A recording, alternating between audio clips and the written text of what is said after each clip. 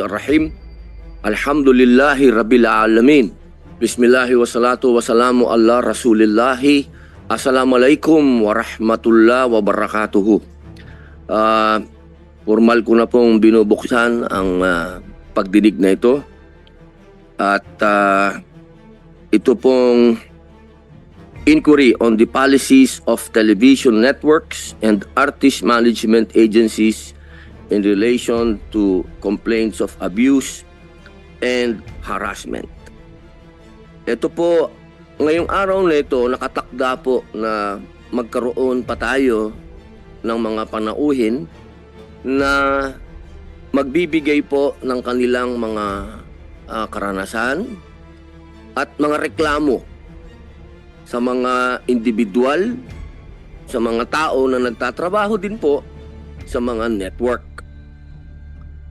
Sa amin pong pag-uusap, sa amin pong pagkasunduan, nagpasya po kami na cancelin lahat ang mga panauhin na ito. Sapagkat sa amin pong pagpupulong ng aking patawagin po nating battery of lawyers, kasi hindi naman po ako lawyer, hindi din naman po ako liar, pero hindi po ako nagpapanggap. Sa amin pong pag-uusap, wala na pong maitutulong ang pagiging sensationalized ng paksa na ito. Kung hahayaan po nating magsalita pa ang mga nagrereklamo at hahayaan naman nating magsalita din pabalik yung mga inireklamo, mag-aaksaya lang po tayo ng pera ng taong bayan. Ang nais po natin gawin ngayon ay ipaalam po sa inyong lahat, sa lahat po ng nais na lumabas at magsalita, nandito po siyempre ang Senado para sa inyo, pero hindi po at the expense ng pera ng taong bayan. Hindi na po natin sasayangin pa ang resources ng taong bayan na magdidinig pa po tayo dito, paulit-ulit lang naman ang maririnig natin. Pero siyempre, hindi po natin iniisang tabi ang mga reklamo nito. Tayo po ay naglinang, hindi po ako. Kasama po ang mga naging panauhin nating mga abogado at kasama po ang ating mga abogado rin.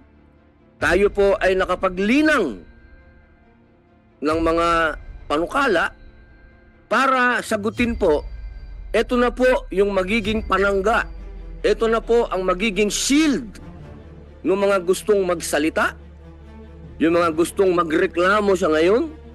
Ito na po ang magiging sandigan ninyo kung ito po ay magiging batas. Ang ibig pong sabihin, nakuha na po ng komite nito ang gusto namin. Ano po ba ang gusto namin? Ang amin pong mandato ay gumawa ng panukalang batas para maging batas. Hindi po kami para maging husgado. Hindi po ako huwes at wala pong huwes dito sa komite na ito. Wala po kaming sinasabi dito na siya ang guilty. Kaya yung mga bumabatikos po dito sa komite na ito na kami daw ginawa na namin guilty si ganito, guilty si ganon. Wala po kaming sinabing ganon. Kami po ay gumawa ng mga batas, panukalang batas. At ito po, siyempre, ipinagpapasalamat po natin sa mga abogado na nag-research, nagsunog ng mga kilay, at ito po ay na-file na. Ito po ang Senate Bill number 2777. Ang panukalang ito ay naglalayong magbigay ng mas mabigat na parusa. Kasama po ang kamatayan. Yan, hindi pa nga po natin yan na isusulong pa yung death penalty, pero ito po ay naandoon na sa dating batas, pero hindi lang po ito inaakibat sa mga medyo meron pong diskriminasyon pagdating sa lalaki, wala pong ganito Ito po binabago natin. Ang panukalang batas na ito ay naglalayong magbigay ng mas mabigat na parusa kasama ang kamatayan laban sa sexual assault sa pamamagitan ng pagpapalakas ng kasalukuyang Anti-Rape Law of 1997. Layunin po nito na tiyaking hindi lang mas malakas ang ating mga batas, kung hindi mas gender responsive. Dahil parehas pong lalaki at babae ang biktima ng sexual assault. Kasama na po dito, siyempre po, ang ating pong ginagalang na mga LGBTQ. Sa ilalim ng panukalang batas na ito, ang reclusion perpetua hanggang kamatayan ay ipapataw kung ang rape ay ginawa na gamit ang deadly weapon o ginawa ng dalawa o higit pang tao. Ang biktima ay nasiraan ng bait dahil sa nangyaring rape. May homicide na nangyari sa pagtangkang rape. Ang rape ay ginawa kasama ang aggravating o qualifying circumstances sa artikulo. Yan po yung isang panukalang batas na atin pong nalinang. Ito po yung nasilip natin, na research po ng mga abogado na itong batas na ito medyo obsolete na po. Hindi po siya gender responsive. Kaya ito po ay palalakasin natin ng batas na ito para makinabang po dito ang mga biktima ng maging lalaki man o babae o LGBTQ. Ang Senate Bill number 2778, ang panukalang ito naman po ay may layuning i-professionalize ang talent management industry. Isa sa mga probisyon ng Senate Bill 2778 ay ang pag-require ng lisensya na epektibo ng 1 taon para sa talent management outfits galing sa Department of Labor and Employment. Hindi na po pwede, ibig pong sabihin, yung wala naman po tayong dinidiscriminate. Ang gusto lamang po natin, mawala na yung practice na yung mga nagiging talent manager o yung mga nagiging talent scouts po, hindi naman po nagkaroon ng tamang edukasyon man lang o seminar man lang kung paano po maging manager o maging handler.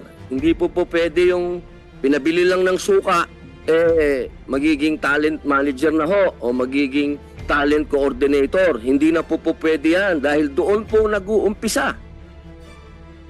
Doon po sa aming industriya, doon po nag-uumpisa lahat ang mga malulungkot na ganap patungkol sa sexual harassment and abuse.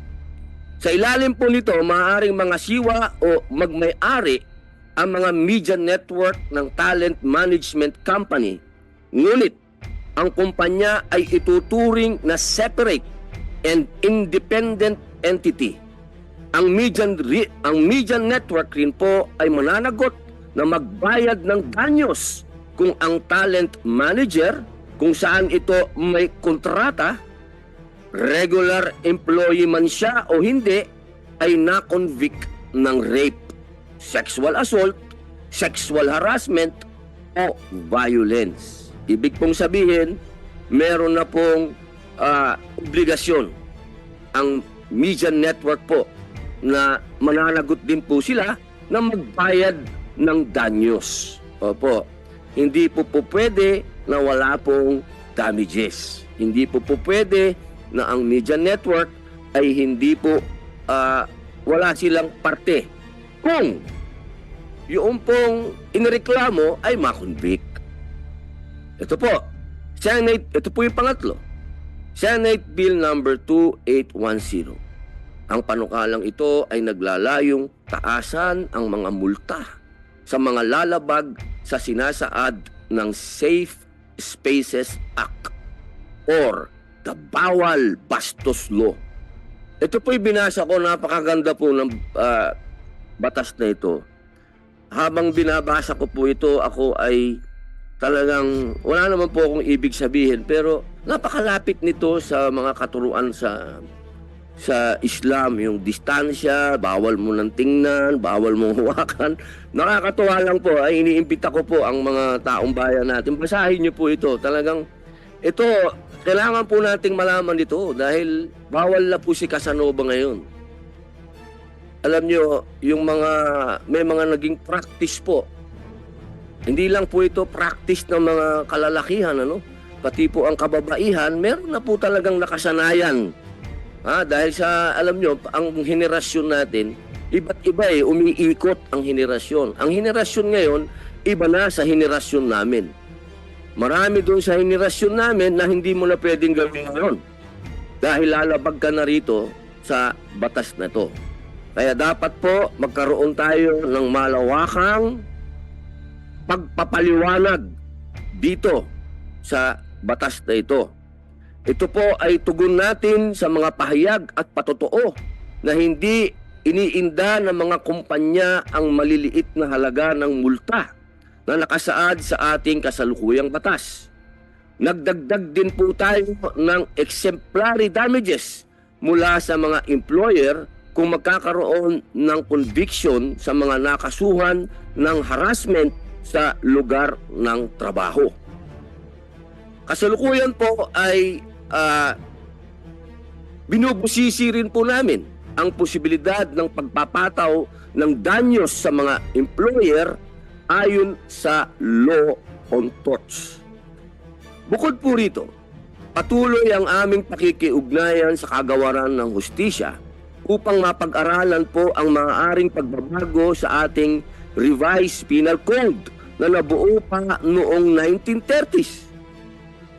Gayun din po sa ating Family Code of 1988. Ito po yung sinasabi ng maraming kababayan natin, bakit daw po tayo napunta na dito sa Revised Penal Code at sa Family Code. Alam niyo po, hindi po tayo pwedeng pagka nababanggit itong mga code nito, hindi po natin to pwedeng isawalang bahala.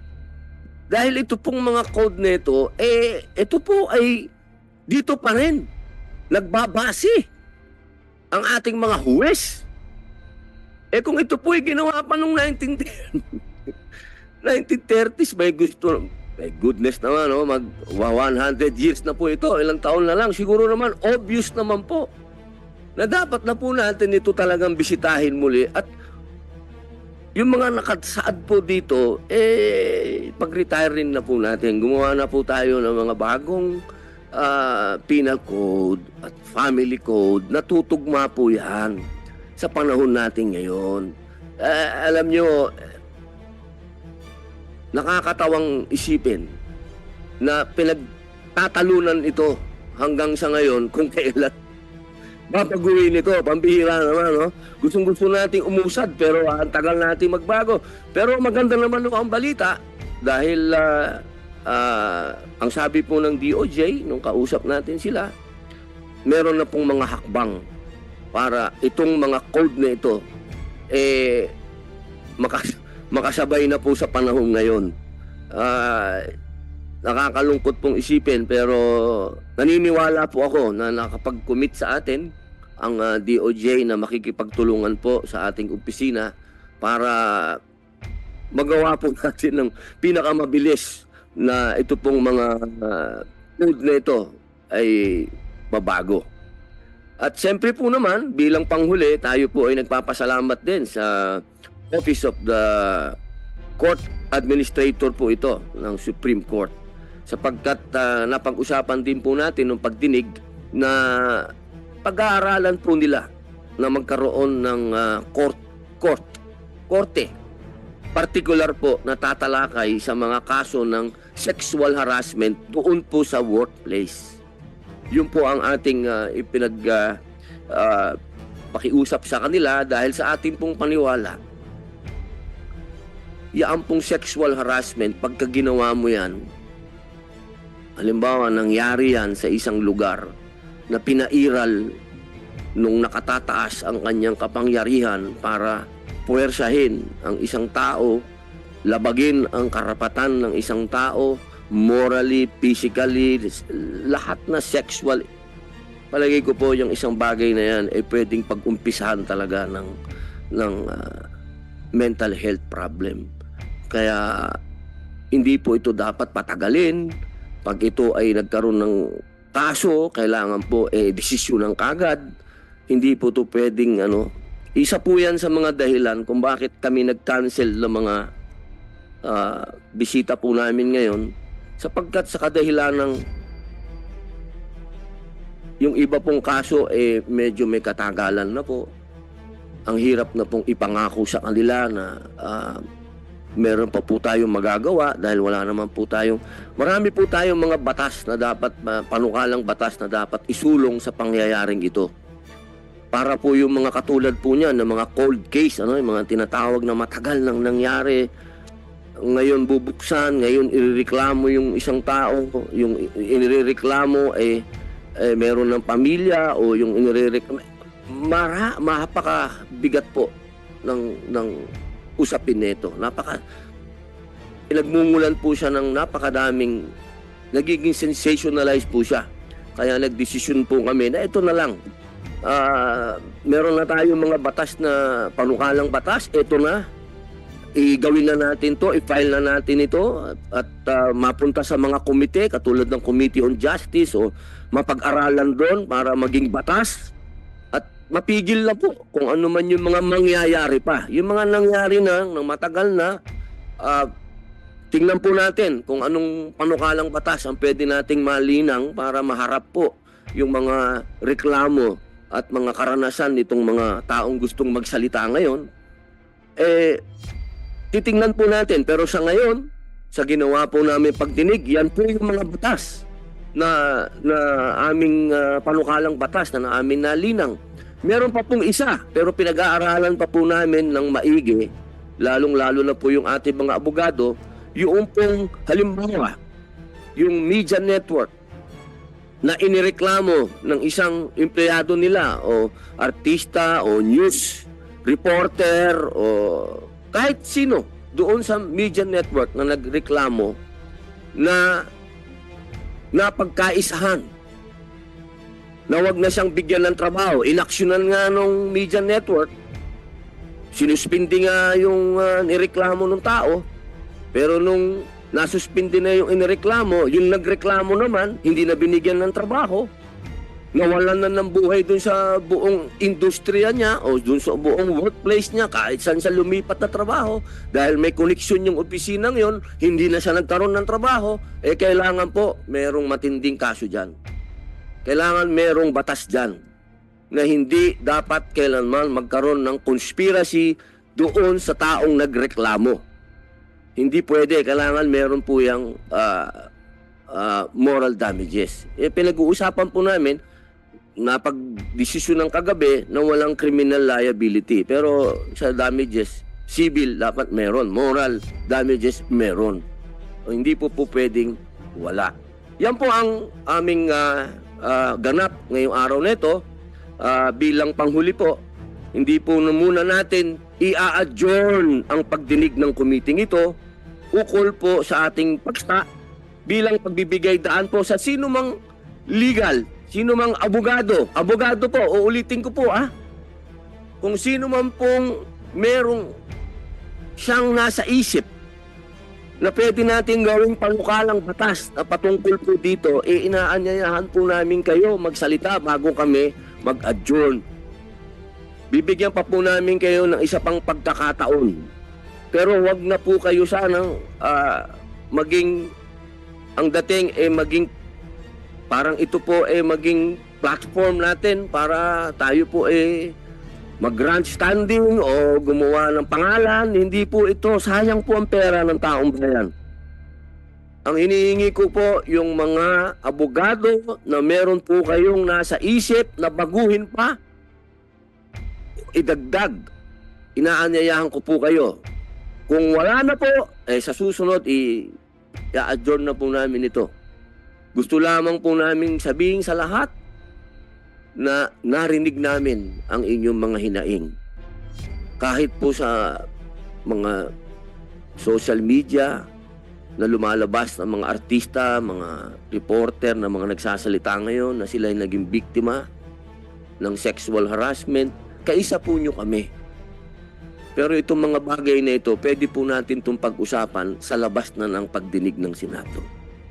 Sa ngayon po, meron na po tayong mga batas na panukalang batas na nalinang at hayaan na po natin na itong mga panukalang batas na ito ay mapasakamay po ng mga komite kung saan ito mapupunta at isang araw ito po ay maging batas, inshallah.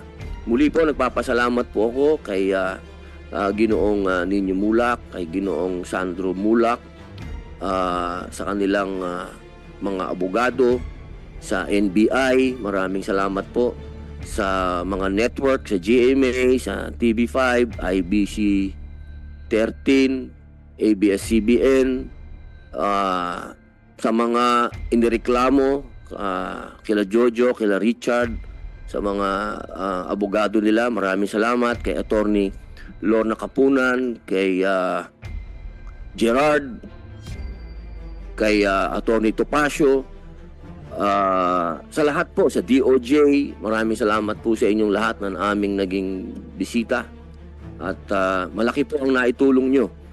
Sa ngayon po, 4 na panukalang batas po ang nagawa natin patungkol po sa pagdinig na ito.